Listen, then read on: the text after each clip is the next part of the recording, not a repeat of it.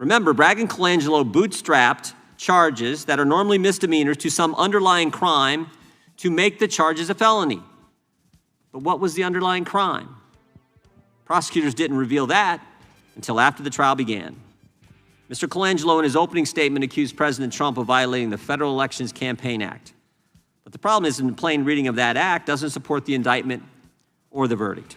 As Commissioner Smith stated, allowing this prosecution to go forward and the ultimate jury decision threaten the enforcement procedures established by Congress under the act and stretch the meaning of the statute in such a way as to threaten due process of law. It is clear Manhattan District Judge Juan Merchan's decisions, guided by political bias, unfairly prejudiced the outcome of the trial and violated President Trump's due process rights. Bragg's prosecution of President Trump, with the help of Judge Merchan, opened the door for politically motivated prosecutions, and it will not be easy to undo the damage that's already been done. As we have seen, other ambitious prosecutors have followed Bragg's lead and pursued politically motivated indictments against the former president. Rather than debate political opponents on substance, the Democrats' strategy to win the 2024 election is through the use of partisan, lawfare tactics. These politically motivated local prosecutions raise substantial federal interest and potential collusion between federal and state authorities. And that is precisely why we are here today. Alvin Bragg's prosecution of President Trump was personal, it was based on politics, and it was wrong. A hearing about the supposed weaponization of the federal government turned into an absolute masterclass by Texas Representative Jasmine Crockett. I can't even imagine someone bringing a fraud case to the United States Attorney's Office where nobody lost money, there were no victims, and no one was worse off at the end of it. It just makes it laughable, even before you get to steps 2 through probably 20 that make this case really absurd to have been brought to begin with. It wasn't a contribution. If it was a contribution, it wouldn't have been reported until after the election, and no one suffered any losses, and yet they bring this charge against President Trump. I find that just amazing. If that's not political motivation, I don't know, because what other motivation could there be? Yeah, it's really almost inarguable at this point that the motivation for this case was political. It's really, I've never heard a serious argument that it should have been prosecuted otherwise. I know Mr. Wu might have one, but I just haven't heard that, because it seems political from the inception all the way to the end. I just want to level set, because I feel as if some people don't understand how government works, and I don't know how they got to Congress. So, Mr. Wu, I'm gonna need you to help me out, because I don't know that I trust that other people will know the answers to these questions. Number one, how many branches of government do we have? 3. 3, okay, sounds good. So, can you name them for me? Legislative, judiciary, and executive. Very good. Okay, so currently, I think that I serve in the legislative branch. Would you agree? I agree. Okay, fine.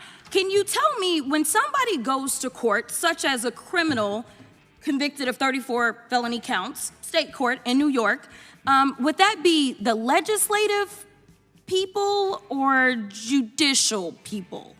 Well, it's really the executive that's prosecuting, and then it's within the judiciary to run the trial properly. Okay, very good. So, judiciary. So, typically, if someone has an issue with, say, what happens in court, do they then somehow hop from state court all the way to the federal legislative branch, or is there a different process in which you are supposed to be able to explain any issues you may have?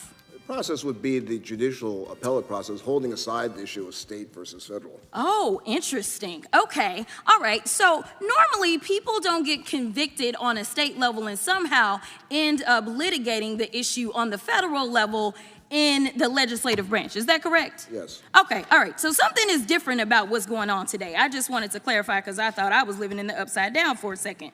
Now, I want to move on and talk about how someone is prosecuted.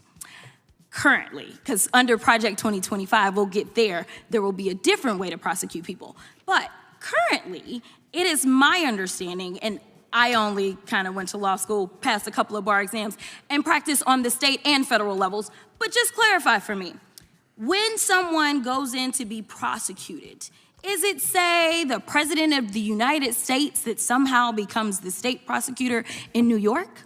Oh, absolutely not. Absolutely not, because he's the executor, huh? That's that other branch. Correct. That's okay. All right, so you have this prosecutor, and in this case, it's Alvin Bragg, who was duly elected, correct? Correct. Not appointed by the president, correct? Right. Duly elected by the citizens in his jurisdiction, right? Right. So he's elected, and usually there's some sort of an investigation that takes place, correct? Prior to his election? Or- No. With a case, I'm sorry. Yes, I've correct. moved on. Yes, yes. All right. So the very first part of a case is that we go through an investigation. After that investigation, then the prosecutor usually has what we would consider to be some sort of prosecutorial discretion as to whether or not they want to go forward, correct? Correct.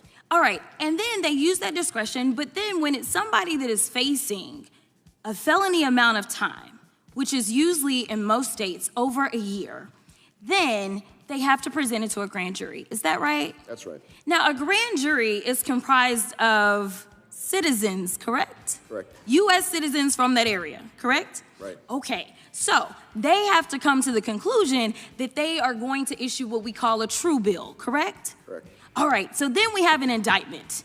And then there's pretrial motions, there's pretrial hearings, all kinds of stuff, right? Right.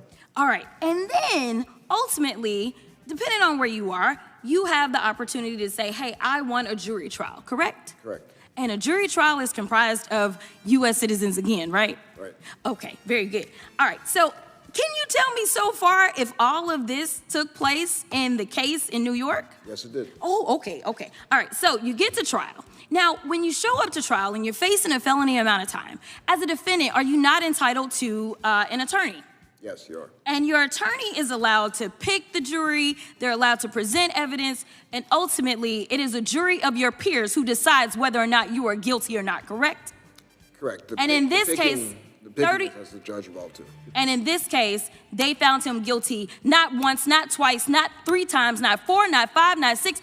I could keep going on, but 34 counts were given. So the opinions of these people who were not juries is not what we do in this country. In this country, we have a system in which jurors decide who is found guilty, and if you have a problem with that, you go to the appellate court, which the last time I checked, he was raising money so that he could go to the appellate court and appeal his decision, and they will have the final say so. Thank you so much. Yes, they will. The gentlelady yields back, and the gentleman from North Dakota is recognized. The GOP use these hearings and meetings like trolls use social media. It is a pointless public exercise meant to feed red meat to the base. And it is frustrating enough watching as someone without any legal training or expertise. But Representative Jasmine Crockett honestly must have the patience of a saint to sit there and listen to all this. And she's right. How is Jim Jordan in Congress if he doesn't understand literally anything about the law?